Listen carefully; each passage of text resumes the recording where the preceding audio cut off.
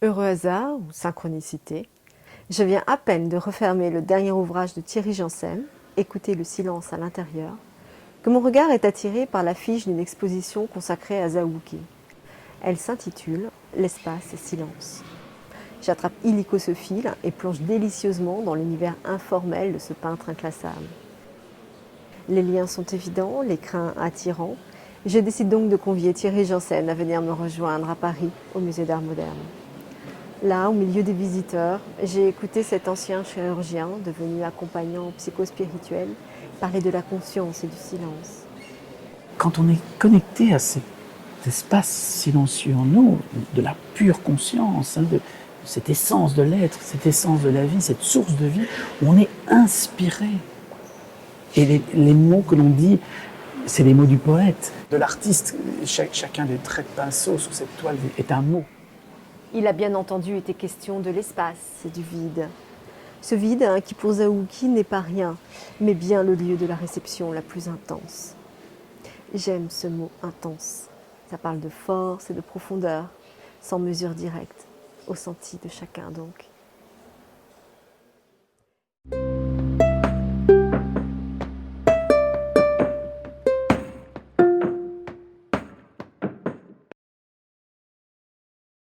Comment ça résonne en vous, cette exposition? Qu'est-ce que vous pouvez faire comme pont?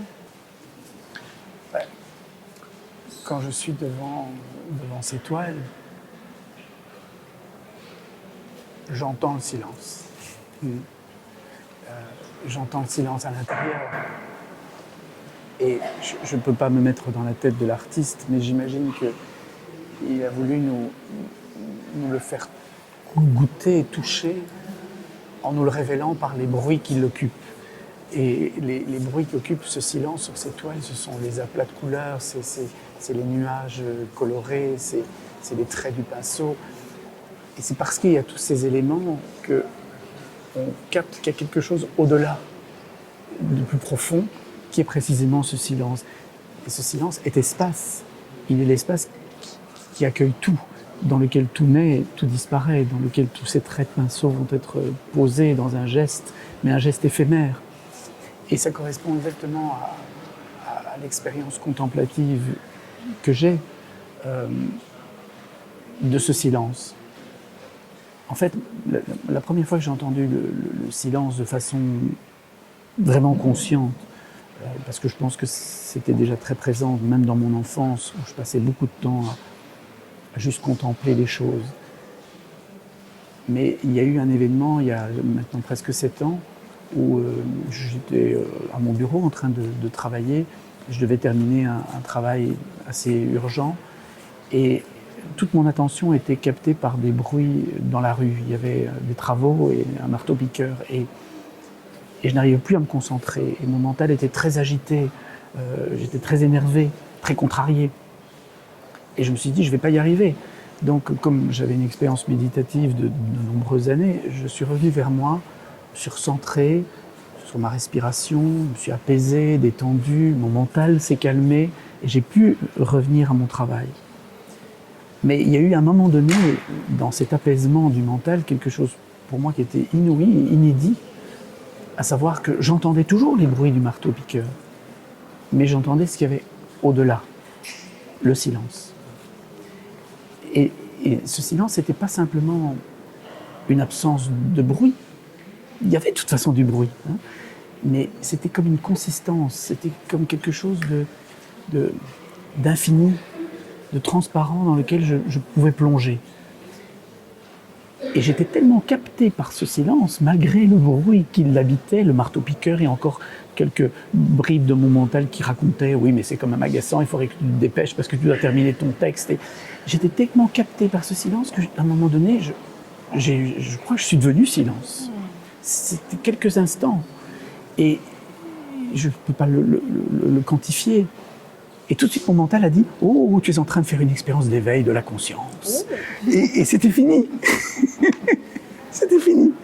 Mais ce qui est formidable, c'est que ça m'a illuminé, éclairé, révélé, vraiment. Hein, tout d'un coup, je me suis dit, mais le silence n'est pas l'absence de bruit. le silence, c'est l'espace dans lequel tous les bruits apparaissent et disparaissent. Et en y plongeant, j'ai senti une joie et un élan d'amour inouï. Et le marteau-piqueur, c'était comme si j'étais le marteau-piqueur. Je peux pas. Les mots, ça se passe au-delà des mots, ça se passe au-delà du mental. Donc les mots trahissent de toute façon cette expérience. Mais il y avait un sentiment d'unité. Par la suite, j'ai pu analyser ça en me disant c'est là vraiment la conscience qui s'est éveillée parce que le mental s'est calmé. Et cette conscience, quand elle s'éveille, elle contient tout, elle est une avec tout. Elle est la source de tout. Et je crois qu'il faut vraiment faire la différence entre le mental et la conscience. C'est très important pour comprendre ce que j'essaie d'expliquer ici, ou pour comprendre ce qui se passe quand on est face à une toile comme celle-ci. Parce que le mental, il capte des informations, il les analyse, il les compare à des éléments qu'il a dans sa mémoire, il commente, il juge, il pense. Alors que la conscience ne pense pas. La conscience constate simplement. Elle est silencieuse, paisible et non identifiée à une personne. Elle est non personnelle. Elle est la même chez tous. Elle est la même en vous, en moi. Et quand on est suffisamment effacé, quand ce mental est suffisamment apaisé, cette conscience peut se révéler. Ce silence peut prendre la place. C'est ce qui se passe quand on est face à ces toiles. Tout d'un coup, le silence commence à se réveiller en nous, en résonance avec le silence qui est dans la toile.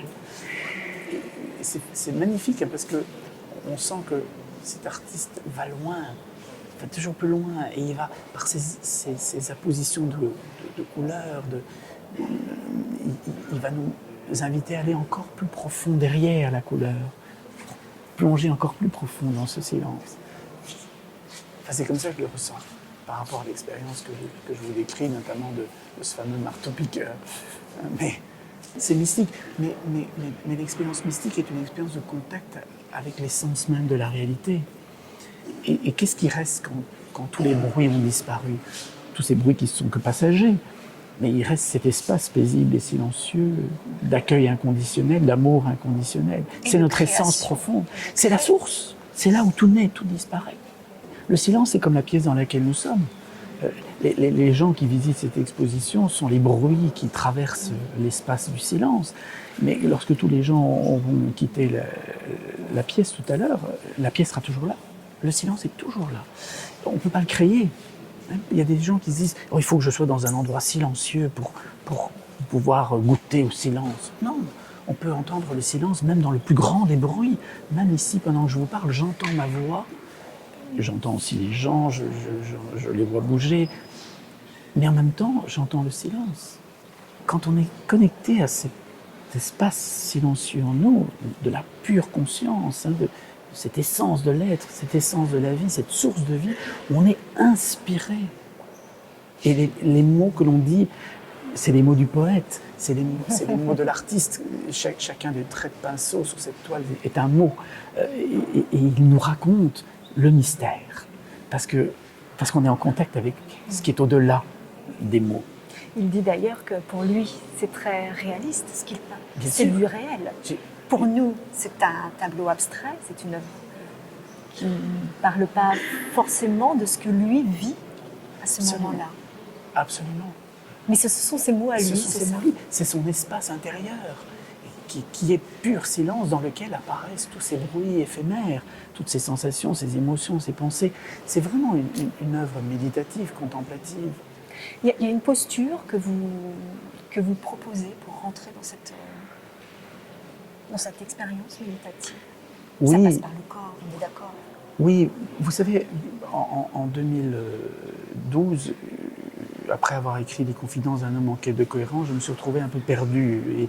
Et alors a surgi un projet qui était de créer une école, l'école de la présence thérapeutique pour des soignants, et faire ce travail intérieur, aller toucher ce noyau de l'être, un travail donc spirituel. Et je me demandais si je serais légitime pour porter une école comme ça, et si j'aurais un espace intérieur suffisamment grand pour accueillir tout ça, suffisamment paisible pour accueillir tout ça. Et donc je suis parti dans une forme de retraite, sans m'isoler. Je suis resté dans ma vie quotidienne, en réduisant les activités et les contacts, mais à l'écoute de ce silence intérieur et voir s'il restait suffisamment paisible, cet espace intérieur, malgré l'agitation du monde et malgré ma propre agitation. Et j'ai vraiment été confronté à tous ces monstres qui sont ressortis, tous ces conditionnements de ma personnalité, toutes ces peurs que j'avais au fond de moi, notamment je voulais écrire, j'arrivais pas à écrire, je voulais parler de cette expérience du silence et je voulais le faire d'une façon mentale et donc je m'obstinais, j'étais totalement identifié à l'auteur et je voulais pas lâcher cette identité et c'était une grande erreur mais je pouvais pas faire autrement et je le voyais en plus parce qu'il y avait cette conscience qui le voyait, malgré tout j'étais pris dans le conditionnement, je voulais passer en force et je me suis fait très mal et dans ce désert de cette retraite, j'ai vu tous ces monstres mais en même temps ça m'a donné une assurance en ce que je vous dis ici, qu'il y a au fond de nous ce noyau paisible et silencieux qui peut rester totalement paisible et silencieux malgré l'agitation de la surface de notre personne. Cette personnalité qui s'agite, qui a peur, qui est dans ses répétitions, ses conditionnements. Et je les ai vus, il y a eu des moments très difficiles, hein. Il y a même une sorte de, enfin pas une sorte, un élan d'autodestruction à un moment donné, parce que j'ai vraiment vu que l'ego, cette personnalité, quand elle ne veut pas lâcher, elle est capable de tout casser plutôt que de lâcher son système de croyances et de fonctionnement. Mais je le regardais, et j'ai jamais perdu le contact avec ça. J'avais un ami, psychiatre qui me disait, enfin je l'ai toujours, hein, un ami psychiatre qui me disait « tu fais une dépression ». Et j'ai dit « non ». Je pense que beaucoup de dépressions s'apparentent à ce que je vis, et peut-être toutes, ce sont des nuits noires de l'âme. C'est la personnalité qui ne veut pas lâcher, on est confronté à elle, et elle nous empêche d'aller plus profond, toucher cette essence qui nous anime, cette vie qui est en nous. Hein. Et donc, j'avais des amis aussi qui me disaient que je devais me distraire, que je devais voyager. Je disais non, je vais traverser ça, parce qu'il faut pouvoir traverser cette crispation du moi qui veut exister pour aller dans l'être. Hein. Et vous saviez que c'était possible? oui, parce que j'avais entendu ce silence plusieurs mois auparavant. Et ça a vraiment changé quelque chose de profond. C'est physique. Je l'ai ressenti physiquement. Et du coup, parce que votre question, c'était, vous proposez quelque chose pour y aller. Une sorte de posture intérieure. Et je prends un long détour pour répondre à votre question, parce que ça ne sort pas de nulle part. Et ça ne sort certainement pas de lecture. Je n'ai jamais lu ça quelque part. J'ai très peu lu d'ailleurs. Depuis un rêve que j'ai fait quand j'avais 17 ans, il y a une voix qui m'a dit « Dieu est en toi ». Et je me suis arrêté de lire, alors que j'avais lu beaucoup auparavant, surtout sur l'Égypte ancienne, parce que j'ai une passion pour l'Égypte ancienne. Mais là, ça a surgi à travers cette expérience, ce grand mal-être, cette crise, cette nuit noire de l'âme, cette connexion profonde et cette foi, une forme de foi dans le sens de confiance absolue que ce noyau est là, toujours là. Il suffit d'y plonger, de l'écouter, de se connecter à lui. Il est notre essence. Et alors, progressivement, s'est mis en place une forme de pratique qui m'a permis d'aller un peu plus loin que ma méditation habituelle. Je ne dis pas que c'est le cas pour la plupart des gens, mais en ce qui me concerne, ma méditation s'apparentait essentiellement à ce qu'on appelle aujourd'hui la mindfulness, c'est-à-dire une capacité d'utiliser le mind, le mental, parce qu'on appelle ça pleine conscience. Non, c'est plein de mental, mais on utilise les capacités du mental d'être attentif, l'attention, pour autoréguler cette attention et apaiser le mental. Il s'apaise lui-même en autorégulant son attention. Ça, c'est la mindfulness. On est présent à ce qui se passe en nous, instant après instant, et tous ces phénomènes transitoires, passagers, que sont les sensations, les émotions, les pensées, on les constate, mais on les laisse s'évanouir, et dans ce flot, progressivement, le mental peut s'apaiser. C'était la manière dont je méditais essentiellement. Et là, non seulement le mental s'apaisait parce que je respirais, que j'étais dans la simple constatation des phénomènes transitoires qui traversaient le champ de mon attention, mais en ouvrant mon cœur, en acceptant la réalité telle qu'elle était, en acceptant mon mal-être, en acceptant cette agitation, en acceptant mes douleurs, mes tensions corporelles, mes émotions désagréables, en acceptant tout ça, le mental s'est encore plus apaisé. Et cette acceptation est passée vraiment par quelque chose de physique, je dirais de tantrique. dans le sens où le tantra, c'est une très très vieille tradition qui a inspiré tout l'hindouisme et puis le bouddhisme et les philosophies de l'Orient, qui ont gardé le corps au centre du chemin spirituel. Alors qu'en Occident, on a séparé ça et c'est la tête qui commence à beaucoup penser, mais ce n'était pas forcément toujours très incarné. Alors que là, dans le tantra, qui est vraiment le travail de l'énergie de la conscience de l'énergie, en ouvrant la poitrine, en libérant l'espace intérieur, au propre comme au figuré, et en libérant les tensions, on sent cette énergie d'acceptation sans condition se répandre dans l'être, l'amour inconditionnel, et le mental s'apaise. Alors on peut commencer à écouter ce qui est au-delà de l'agitation du mental. On entend le silence. Et surgit une émotion incroyable qui est l'émotion de la joie. Vous dites que dans le silence, on sent davantage la présence de soi et celle des autres. Comment sa propre présence peut-elle emplir l'espace? Pour répondre à cette question, il faut être très nuancé parce que quand on dit ressentir sa propre présence, c'est la présence de qui qu'on ressent? Est-ce que c'est la présence de son mental, de cette personnalité qui pense, qui a des idées sur ce qu'elle est, sur ce qu'elle fait, sur comment elle existe? Oui, bien sûr, on peut avoir cette présence à ce moi. Hein. Mais cette présence à soi peut devenir la présence au soi. Ce soi qui s'écrit avec un grand S, qui n'est pas le moi, qui est au-delà du moi, au-delà de la personnalité, cette essence de l'être qui n'est que silence, paix, amour, sans condition, capacité d'accueillir et d'accepter. Et être présent à soi, pour moi aujourd'hui, c'est être présent à cette dimension-là.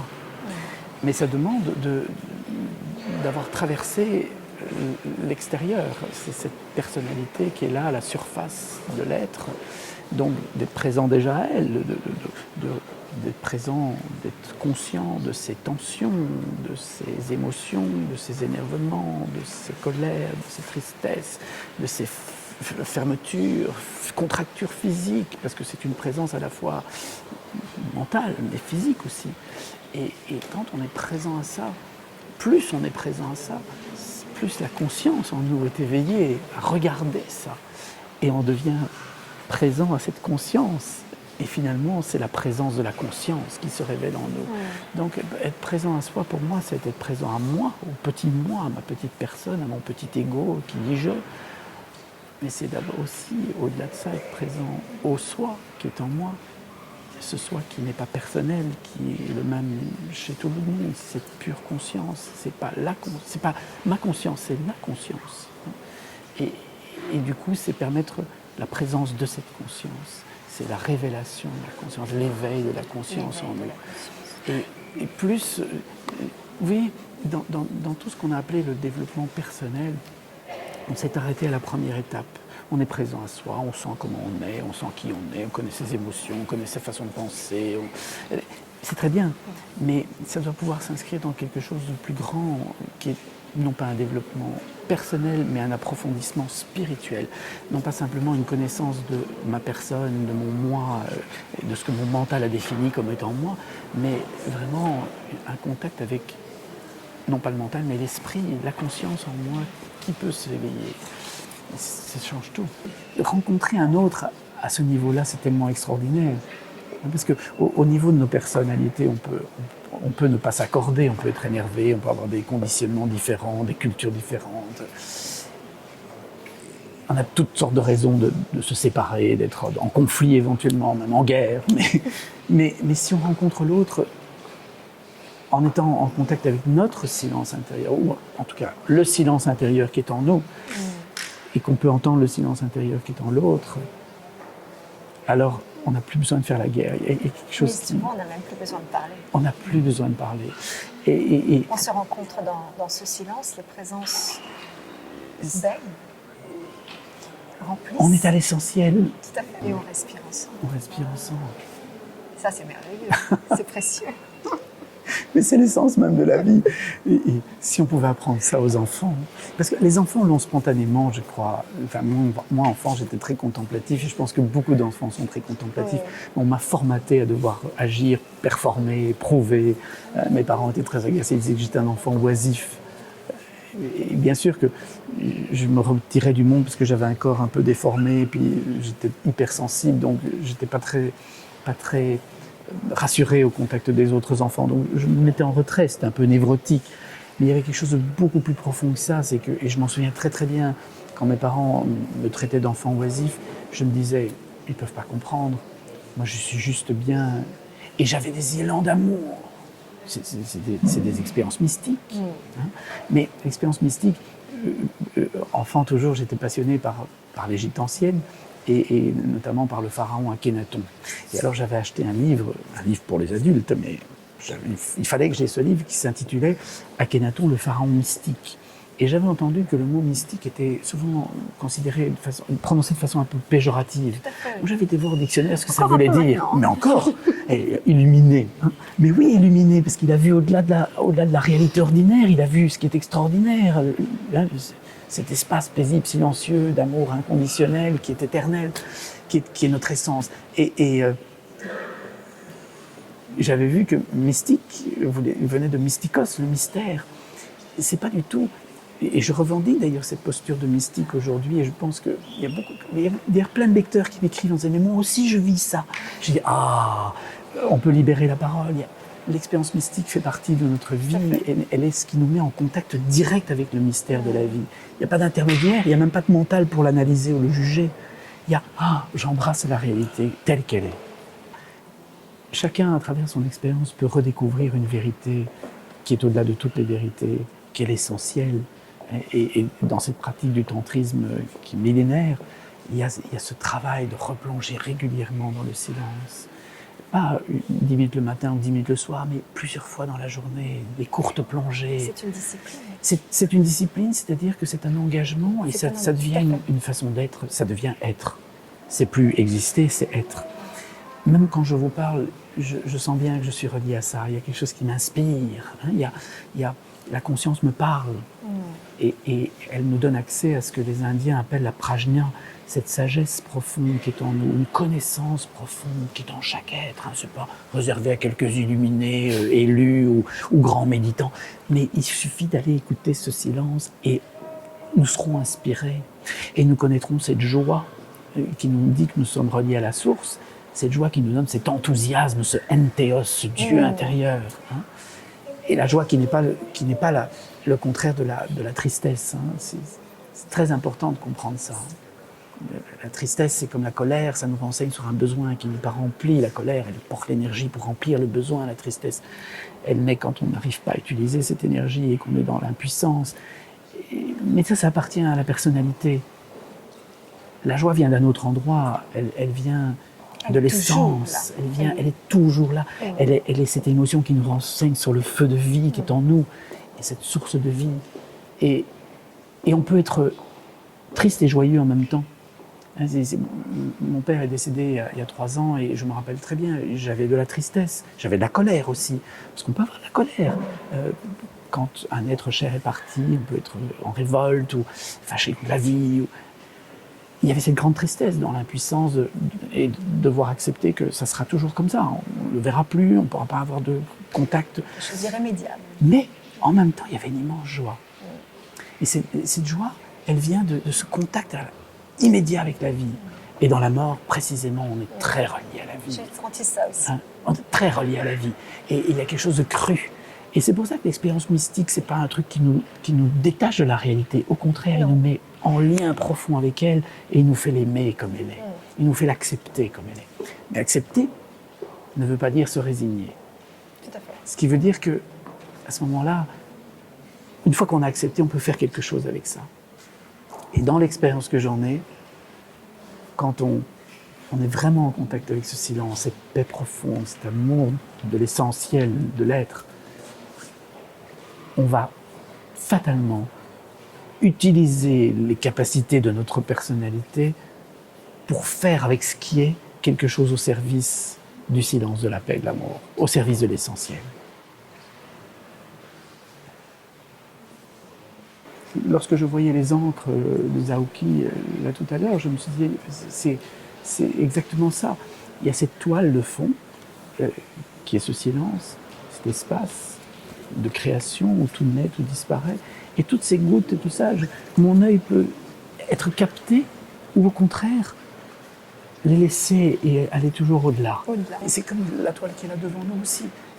Je peux m'accrocher à certaines couleurs, à certains nuages, mais parce que la façon dont il a posé la couleur sur la toile fait qu'il y a toujours une transparence, je vais au-delà. Et ça ouvre, et ça ouvre, et ça ouvre, et ça ouvre. Hein? Et pour moi, c'est bien ça. C'est le mot transparence. Ce silence est transparent.